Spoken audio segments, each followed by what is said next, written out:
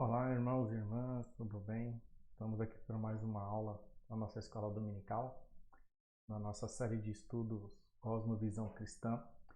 Hoje nós teremos a lição número 8, que tem como título A Ação Social na Cosmovisão Cristã, Amor ao Próximo na Prática.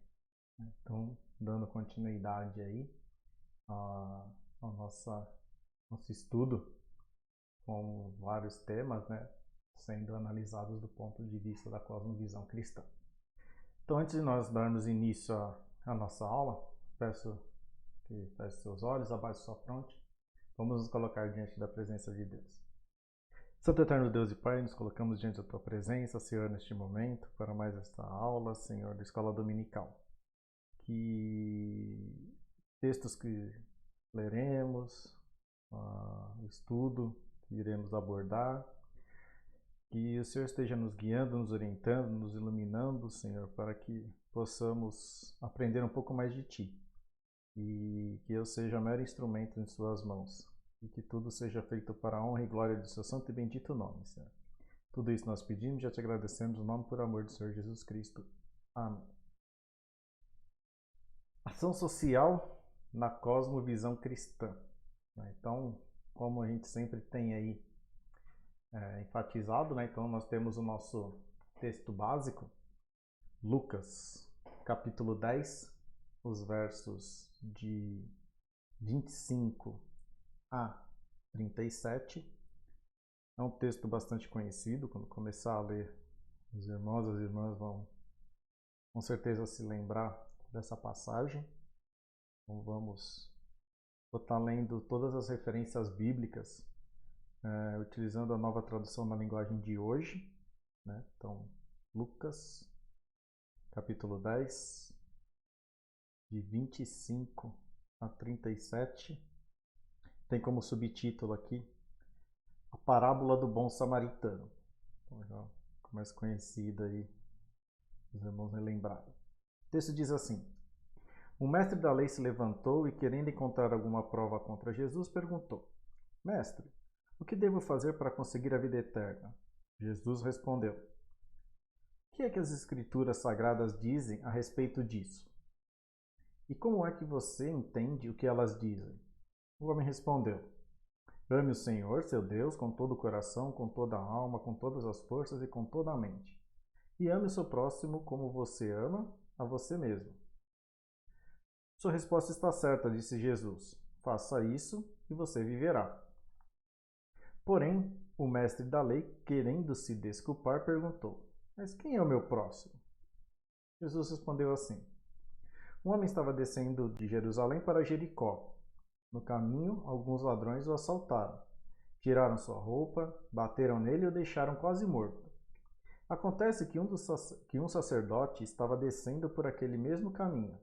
Quando viu o homem, tratou de passar pelo outro lado da estrada.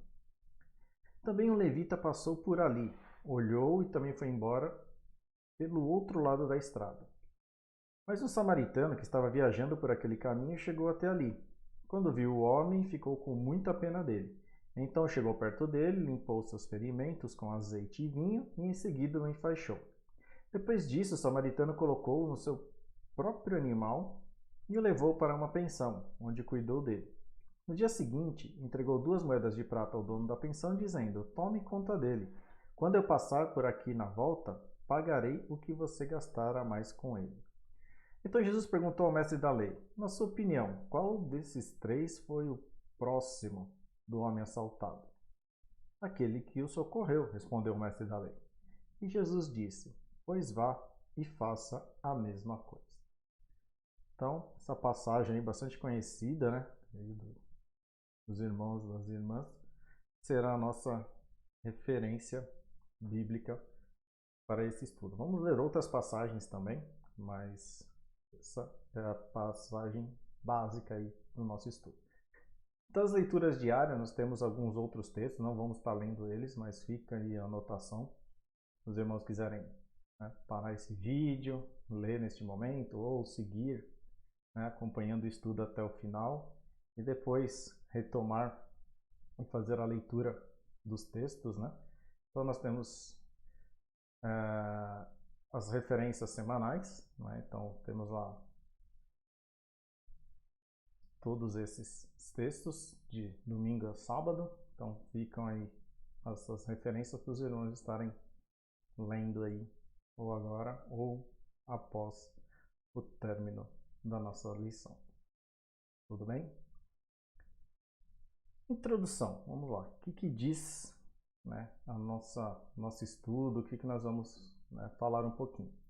Vivemos em um mundo cheio de sofrimentos, né, e não é de agora. E isso pode ser, né, realmente algo que a gente não precisa parar muito aí para analisar. A gente lê um pouco de história, vê os acontecimentos e ver, né, quem quiser também descartar o passado e viver e se atentar ao presente, né, a gente vai verificar que problemas estão aí ocorrendo aos montes, né? Então não é nenhuma novidade que o mundo tem problema, que tem sofrimento aí no nosso meio.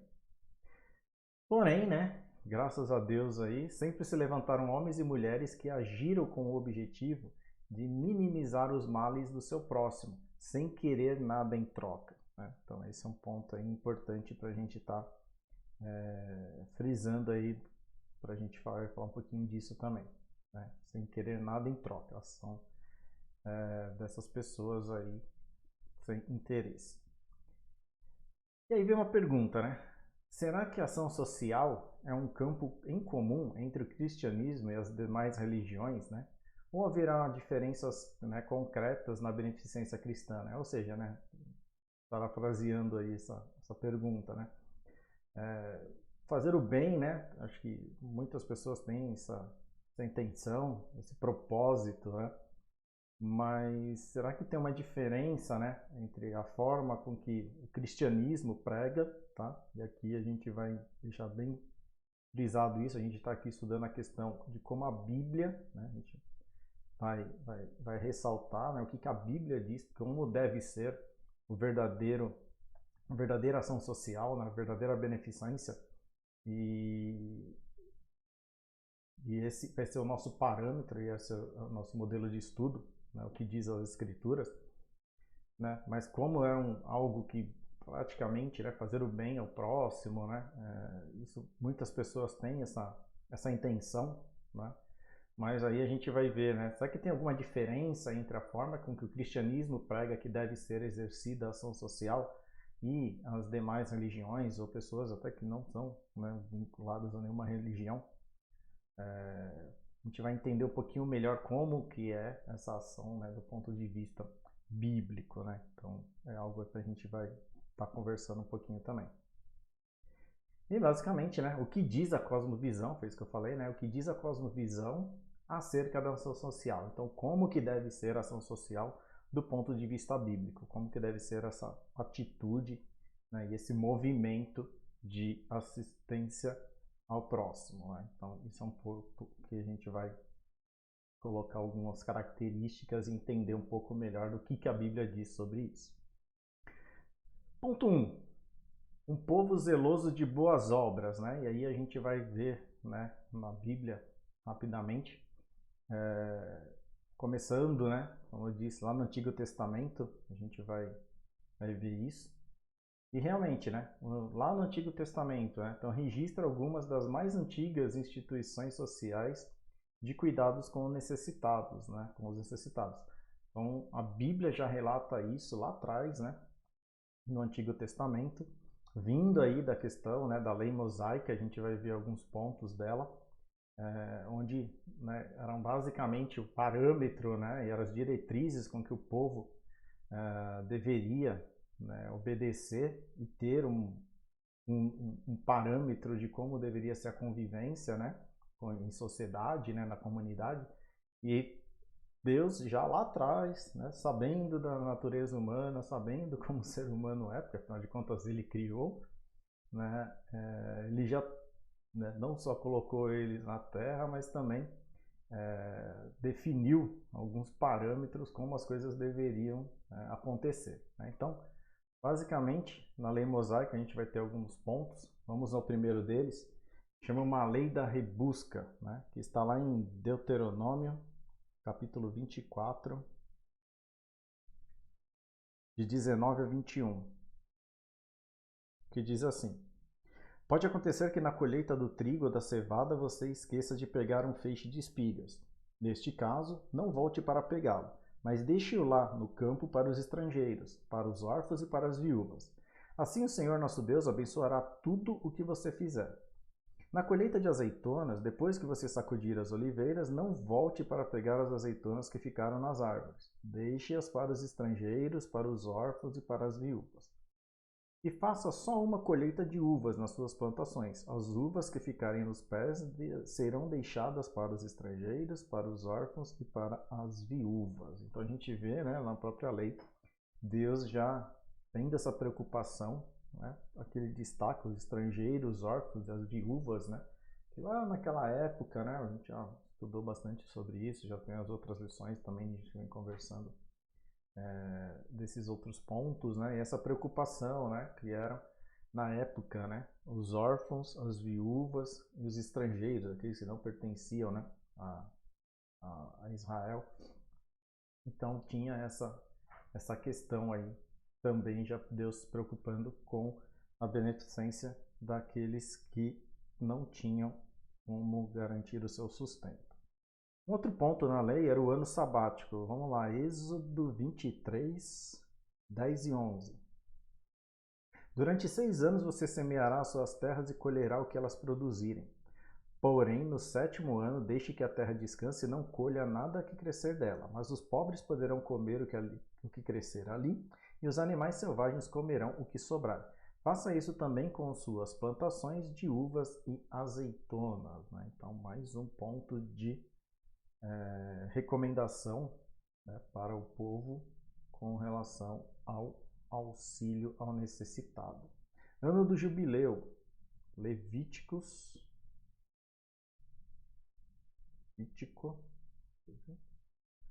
25, né, capítulo 25, de 8 a 34. A gente vai ler até um pedaço, tá? A gente não vai ler o trecho inteiro, só para a gente lembrar o que é. Depois ele vai ter algumas outras recomendações, e aí vocês podem depois ler o trecho completo. Contem 7 semanas de anos, isto é, 7 anos vezes 7, que dá um total de 49 anos. Então, no dia 10 do 7º mês, que é o dia do perdão, mandem um homem tocar trombeta por todo o país, pois esse ano, que vem depois de cada 49 anos, é o ano sagrado da libertação, em que vocês anunciarão liberdade a todos os moradores do país. Nesse ano, todos os que tiverem sido vendidos como escravos voltarão livres para suas famílias, e todos os campos que estiverem sido vendidos voltarão a pertencer ao primeiro dono. Neste ano, ninguém semeará os seus campos, nem colherá o trigo que crescer por si mesmo, nem podará as parreiras, nem colherá as uvas, pois o ano da libertação é sagrado para o povo, e nele todos se alimentarão somente daquilo que a terra produzir por si mesma. Então, a gente está lendo aqui até o versículo 12, depois ele vai continuar falando questão aí das vendas das terras, como que deve ter feito esse cálculo, depende do ano que acontecer essa transação. Então ele vai descrever um pouco mais, fica aí a recomendação para os irmãos continuarem a leitura, né, com relação a esse texto. Mas o importante é isso, tinha um ano, né, que era também definido, onde voltava, né, todo mundo ter a liberdade novamente, justamente pensando, né, em deixar de ser escravo, né, por algum motivo houve essa venda, essa comercialização da pessoa, né, do ser humano. Então tinha já previsto isso, dessa liberdade. Então depois ele descreve, né, todos esses critérios aí, como que isso deveria acontecer. Então a gente já identifica, né, desde lá do Antigo Testamento essa questão. Então, para o Senhor, atos religiosos dissociados de amor ao próximo eram insuportáveis, né? Então, ou seja, o ato pura e simplesmente, né, sem ter uma associação ou algo pensando no bem-estar do próximo, isso Deus também não se alegrava. Vamos ver lá em Isaías, capítulo 1, verso 13, que diz assim: Não adianta nada me trazerem ofertas, eu odeio o incenso que vocês queimam. Não suporto a festa da lua nova, os sábados e as outras festas religiosas, pois os pecados de vocês estragam tudo isso. Né? Então, uma das passagens, né, no comecinho lá de Isaías, onde Deus começa a acusar o povo. Né, essa era a questão, né? O povo fazendo as coisas erradas, fazendo tudo e indo lá cumprir mais um ritual do que realmente estar seguindo as ordenanças da parte de Deus. Então, esse é um ponto que a gente precisa tomar muito cuidado. Depois, né, vem o Novo Testamento. O que aconteceu? Mudou? Não, na verdade, né, muitas coisas, praticamente, né, tudo continuou e Cristo veio para completar, né, para complementar os atos de Deus. Então a ênfase foi mantida por Jesus Cristo, né? Então essa questão do auxílio, né, da assistência ao próximo. E aí vamos lá, sensibilidade diante da dor alheia, né? Onde está isso na Bíblia? O que a Bíblia diz sobre isso? Lucas, então agora a gente vai usar os textos do Novo Testamento. Como a gente diz, a Bíblia ela nunca é contraditória. Lucas, capítulo 10, dos versos 30 a 37. A gente já leu, só vou relembrar aqui o comecinho, né, de onde que está o texto, que faz parte do nosso texto básico, né? Mas ele começa, né, falando já da continuidade, né, que depois da pergunta, o mestre da lei responde, né, ame o Senhor seu Deus e ame o próximo. Jesus diz que está ok, né, mas ele fala, mas quem é meu próximo? E aí começa no versículo 30 isso. Então Jesus respondeu assim: um homem estava descendo de Jerusalém para Jericó, e aí começa toda a trajetória, né, descrita que a gente acabou de ler no início da nossa lição, do nosso texto base, relatando, né, a passagem do sacerdote, do levita, e aí vem o samaritano e ajuda, e aí ele pergunta quem desses que era o próximo, ele diz, né, que quem o ajudou, né, aquele que socorreu. A gente não vai entrar aqui na análise desse texto, né, mas só um parênteses aqui rápido. Se vocês procurarem, né, muitas meditações sobre esse trecho, você vai verificar que Jesus passa informando sobre um sacerdote, o levita, né, que eram pessoas direcionadas aí para a parte cristã, vamos assim dizer, né? Mas o samaritano não era tão respeitado, não tinha um papel de destaque na sociedade, né? Então, tanto que quando a gente olha a resposta, né, ele não fala que foi o samaritano, né? A resposta do mestre da lei foi aquele que socorreu, né? Então, aquele lá, né? Não vou citar o nome. Então, os irmãos depois procurem mais informações sobre esse texto, né? Que Jesus, né, não é pura e simplesmente citou personagens, né, ou papéis da sociedade, assim, pessoas que tinham determinada posição por acaso, né? Então fica aí essa dica. Praticar caridade de maneira humilde, desinteressada e motivada pelo amor. Mateus capítulo 6, de 1 a 4. Fala sobre a caridade, né? Tenham cuidado de não praticarem os seus deveres religiosos em público, a fim de serem vistos pelos outros. Se vocês agirem assim, não receberão nenhuma recompensa do Pai de vocês que está no céu. Quando você der alguma coisa a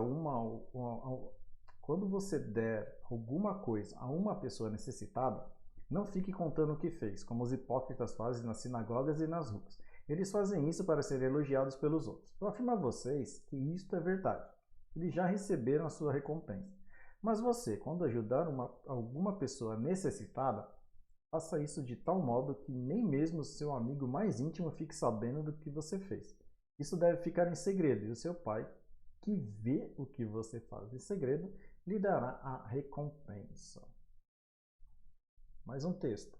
Jesus passou pelo mundo fazendo bem. Vamos ler na Bíblia.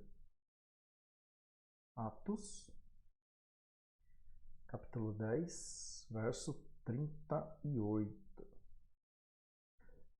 Sabem também como Deus derramou o Espírito Santo sobre Jesus de Nazaré? Ele deu poder. Jesus andou por toda parte fazendo bem e curando todos os que eram dominados pelo diabo, porque Deus estava com ele.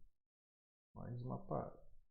Após a ressurreição de Cristo, a vida da comunidade cristã primitiva mantém a preocupação com os crentes necessitados. Atos, capítulo 4, de 32 a 35. Todos os que creram pensavam e sentiam do mesmo modo. Ninguém dizia que as coisas que possuía eram somente suas, mas todos repartiam uns com os outros tudo o que tinham. Com grande poder, os apóstolos davam testemunho da ressurreição do Senhor Jesus, e Deus derramava muitas bênçãos sobre todos. Não havia entre eles nenhum necessitado, pois todos os que tinham terras ou casas as vendiam, traziam dinheiro e o entregavam aos apóstolos, e cada pessoa recebia uma parte de acordo com a sua necessidade. Então, como vivia, né, a igreja primitiva. Estrutura eclesiástica foi moldada pela necessidade de atender as viúvas. A gente está fazendo uma sequência cronológica aqui, né? Então a gente falou primeiro da parte de, né, Jesus, aí logo depois, né, da sua morte e ressurreição, e agora a gente está, né, depois da descida aí do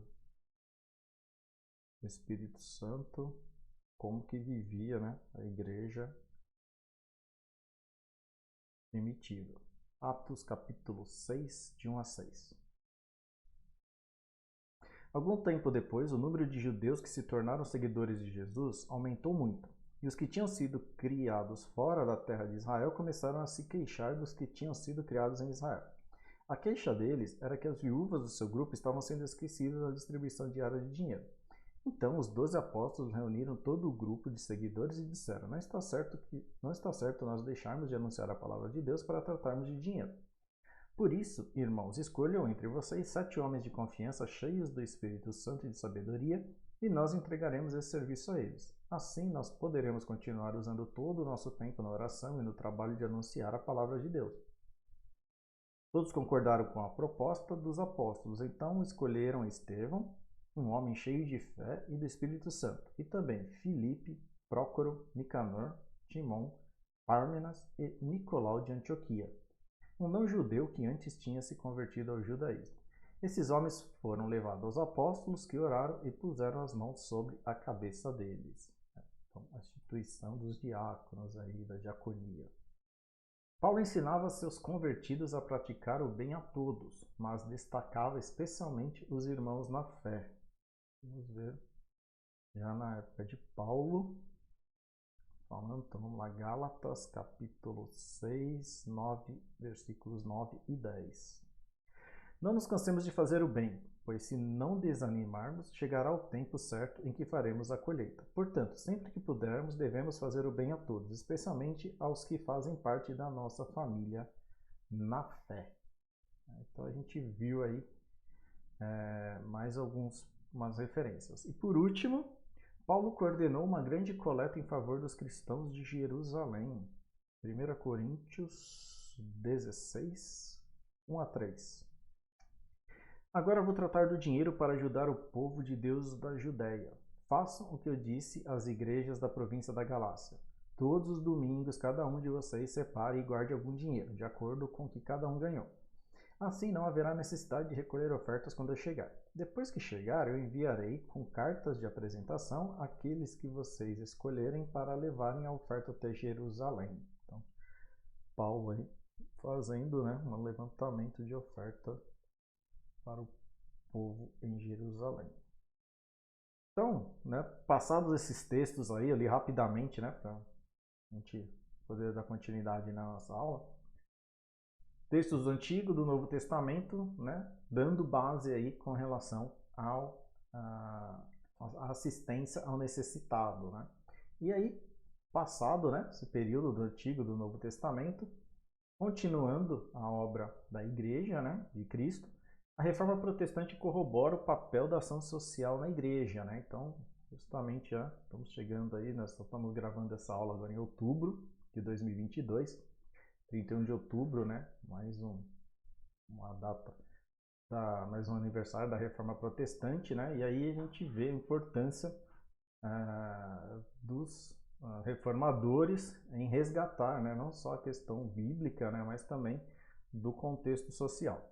João Calvino denunciou de púlpito males sociais, né? Então muitas coisas que aconteciam, que era, né? E primeiro fazendo, né, essa denúncia com relação a pagamento de salário, né, condições de trabalho, e algumas coisas foram conquistadas, né, em virtude dessas denúncias por parte de João Calvino. Então uma delas foi o pagamento da diária pela fração, né, um fundo de amparo aos pobres, um ensino obrigatório para meninos e meninas, né? E aí a revista traz para a gente a informação de que a primeira escola gratuita da Europa. Foi com isso criado, né, duas classes de diáconos na igreja, né? Então tinham duas categorias, e aí elas eram uma categoria era para administrar o hospital geral e a outra categoria era para cuidar dos doentes, tá? E nesse hospital, né, havia ainda um professor para crianças enfermas e assistência médica gratuita aos pobres, né? Então a gente vê algumas conquistas em virtude da Reforma Protestante, né? Não é pura e simplesmente discurso ou palavras, né, pura e simplesmente, né, questões bíblicas, né? A gente tem aí também um reflexo e ganhos e conquistas do ponto de vista social também, né? E só reforçando o que eu acabei de informar, né? A teologia reformada é mais do que 5 pontos sobre predestinação. É uma força de mudança social, como foi o cristianismo primitivo, tá? Então esse é um dos pontos importantes da conquista do cristianismo, aí, principalmente na Reforma Protestante. Dito isso, no primeiro ponto, a gente vai partir para o ponto 2, né, onde diz as bases distintivas da ação social cristã, né? Então vamos entender aí um pouquinho o que forma, quais são as características de uma verdadeira ação social cristã. O que diferencia a ação social de acordo com a cosmovisão cristã, né? Então todas as lições a gente está destacando isso, né? Onde houve a criação, né, por parte de Deus, do homem, houve a sua queda e houve a sua restauração, né? Então esses são os 3 pontos que todas as lições, importa o tema, a gente tem aqui ressaltado essas 3 características, esses 3 pontos da cronologia e do ser humano. No entanto, né, como a própria Bíblia diz, e aí vamos comprovar isso lá em Gênesis capítulo 5, versículos de 1 a 3, sobre a semelhança de Deus. Essa é a lista dos descendentes de Adão. Quando criou os seres humanos, Deus os fez parecido com ele. Deus os criou homem e mulher e os abençoou e lhes deu o nome de humanidade. Com a idade de 130 anos, Adão foi pai de um filho que era parecido com ele e pôs nele o nome de Sete. Então, o ser humano, a semelhança foi formado, criado à semelhança de Deus. O pecador continua sendo a imagem de Deus mesmo no seu pior momento, né? Então, a Bíblia, Gênesis capítulo 9, verso 6, nos diz: o ser humano foi criado parecido com Deus e por isso quem matar uma pessoa será morto por outra, né? E aí, mesmo diante dessas situações, o ser humano continua sendo criado à imagem de Deus. E aí tem essas questões onde, né, a pessoa se distancia, se afasta da presença de Deus e aí comete pecado, mas ela não deixa de ser semelhança em virtude da criação feita por Deus. O pecado que reside no íntimo do indivíduo manifesta-se especialmente nas relações com o próximo. Vamos ver o que diz a Bíblia lá em Eclesiastes, capítulo 5, verso 8. Diz assim: não fique admirado quando você notar em algum lugar o governo fazendo justiça. perseguindo os pobres e negando o direito deles, pois cada autoridade é protegida pela que está acima dele. E as duas são cobertadas pelas autoridades superiores. Né? Então fala com relação à forma com que, né, as pessoas se comportam na sua relação com o próximo. Continuando no item 2. Então nós temos, né, a percepção da imagem de Deus no homem e os efeitos da queda. Né? Então vimos, né, que o ser humano foi feito à imagem e semelhança de Deus, mas, né, em virtude, né, do pecado, né, de desobedecerem o que Deus havia ordenado, acontece a queda, e isso acontece uma divisão de duas características, né? Falando na questão social, né, de assistência ao próximo. Né? Então, o primeiro ponto é a dignidade humana. Então, ou seja, o ser humano é portador da imagem de Deus e ele é digno de cuidado. Então, não importa quem seja, qual é a pessoa, qual é o status, não importa o que ela seja, ele é um ser humano e merece, né, um cuidado, merece uma atenção, independente das suas características, dos seus comportamentos. E um segundo ponto que com relação a isso é de profecia, né? Onde, né, o ministro da palavra, né, no caso a gente trata como pastor, né, cumpre uma função análoga do profeta do Antigo Testamento. Então, ou seja, né, que é anunciar, né, anunciar o arrependimento, né, anunciar, no nosso caso aqui, né, agora anunciar a segunda vinda de Cristo, enquanto se arrepender enquanto é tempo, mudar o seu comportamento, mudar a sua forma de comportamento, né, justamente visando, né, o arrependimento dos seus pecados, das suas atitudes, e se voltar novamente para a presença de Deus. Né? Então, tem esses dois pontos. Todo ser humano necessita de cuidado e tem direito a esse cuidado, essa atenção, mas também a igreja tem esse papel também de anunciar uma mudança de comportamento seguindo, né, não a forma como que eu vivo, ou você vive, ou um conhecido nosso, ou pastor, ou outro ministro da palavra, mas sim segundo os critérios bíblicos. Né? Isso é importante a gente destacar. E essa atuação salvadora, né, direta do Espírito de Deus, traz também para a gente mais duas bases, mais duas características. Que a primeira delas é a misericórdia. Né? Então, como que é exercida essa misericórdia? Então, a motivação divina que primeiramente alcançou, ou seja, alcançou a nós por meio de Cristo. Então, por que eu tenho, né, muitas vezes, esse sentimento, né, de ajudar, de colaborar, né, de fazer essa assistência ao próximo? A motivação bíblica diz que foi em virtude de, primeiramente, Deus ter nos alcançado e ter nos aceito, mesmo com todos os nossos problemas, nossas imperfeições, os nossos erros. Ele nos dá essa chance e nos auxilia para que a gente possa, né, se arrepender e ter uma mudança, uma verdadeira conversão, uma mudança de vida. Então, essa que deve ser a motivação pela qual o cristão, o verdadeiro cristão, vai auxiliar o próximo, porque Deus o alcançou e o ajudou primeiramente, e ele sente essa necessidade de auxiliar o próximo. E o segundo é o testemunho, né? Que vem a ser o quê? A motivação na honra de apresentar o evangelho da graça por meio de ações bondosas. Né? Então, como eu digo, no começo a gente estava comentando, até teve algumas passagens. Né? Então, ou seja, não é pura e simplesmente, né? Eu sou cristão, pronto, agora, né? Eu sou pecador ainda, mas evito errar, evito fazer, né, coisas erradas, sigo o que Deus quer e para por aí. Não, na verdade, agora a motivação é com que você passe esse sentimento, exerça esse comportamento e que isso seja visto e através dos outros vendo esse tipo de atitude, esse tipo de comportamento, veja, né, a presença de Deus na sua vida e fala, poxa, aquela pessoa ali tem alguma coisa diferente, né? Né, o jeito dela falar, dela se comportar, as atitudes, né, as decisões que ela toma. Poxa, interessante a forma como que ela, ela vive, né? A forma com que ela reage às situações.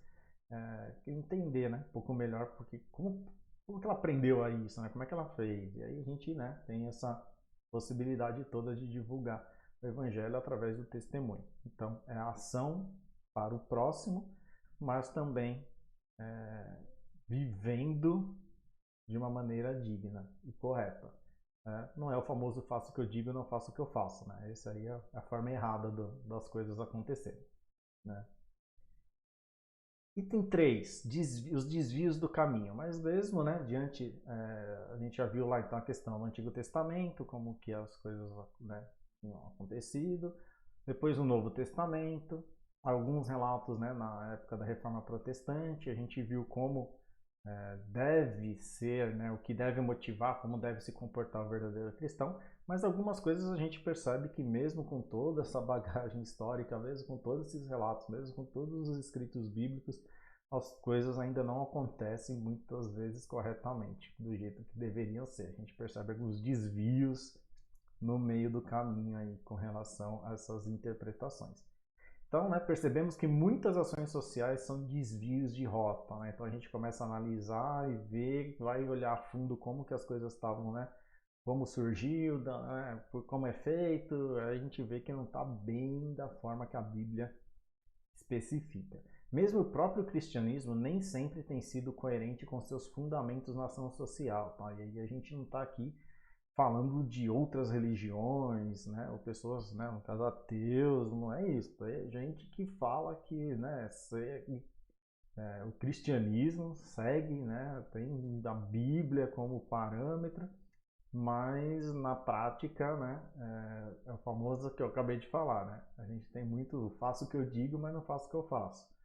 Né? Então, mesmo dentro, né, do cristianismo, a gente percebe alguns desvios com relação à execução dessas atividades ou que tem motivado a executar essas ações um pouco, né, fora da rota como a Bíblia orienta. Deus sempre se dirige aos poderosos, responsabilizando-os pelos seus semelhantes necessitados. Vamos ver o que diz a palavra de Deus, Deuteronômio capítulo 24, 14 e 15.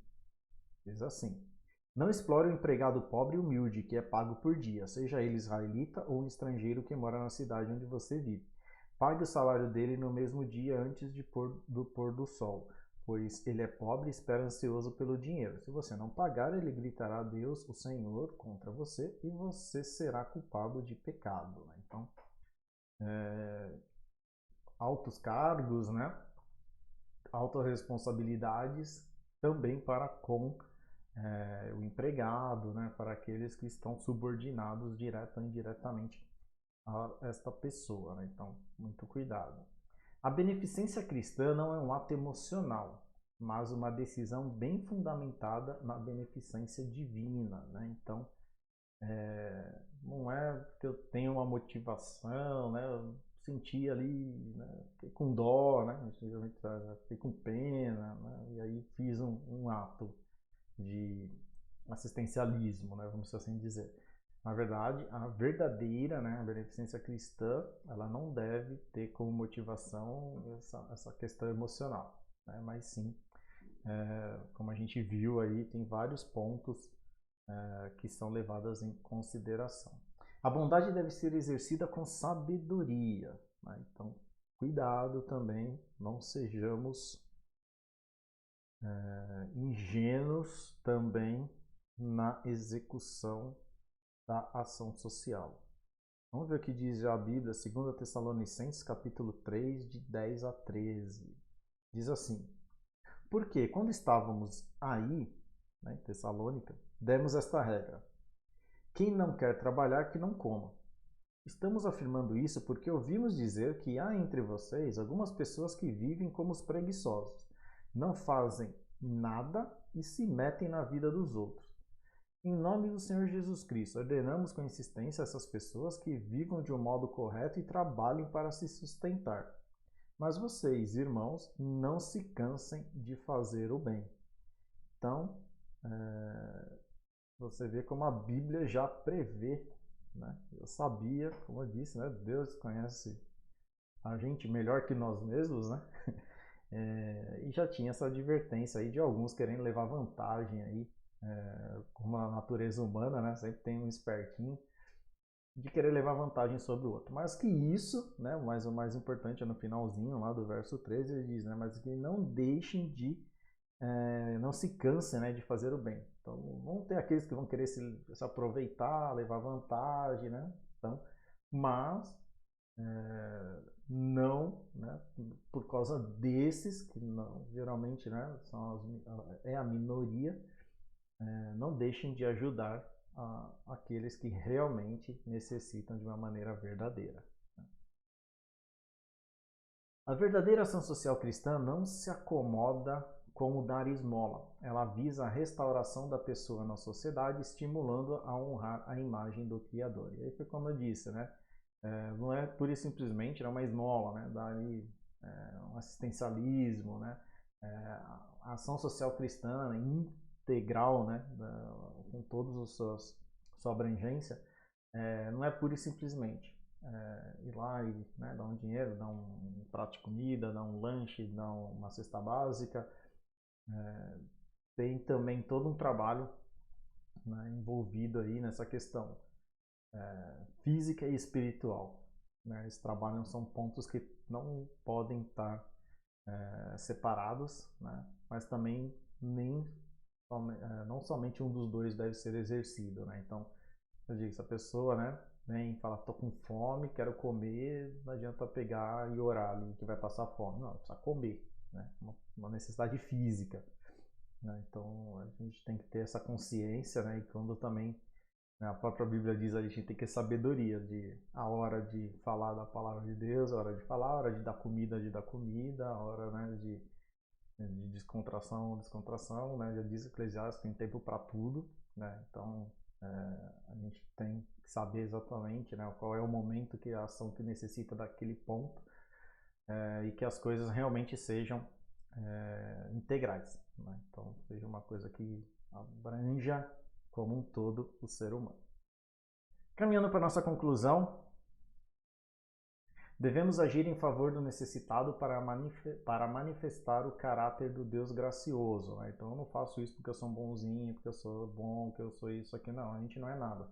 Né? Então a gente faz porque Deus permitiu que nós estivéssemos aqui e isso faz parte da sua ordenança e da nossa obrigação de exercitar a ação social.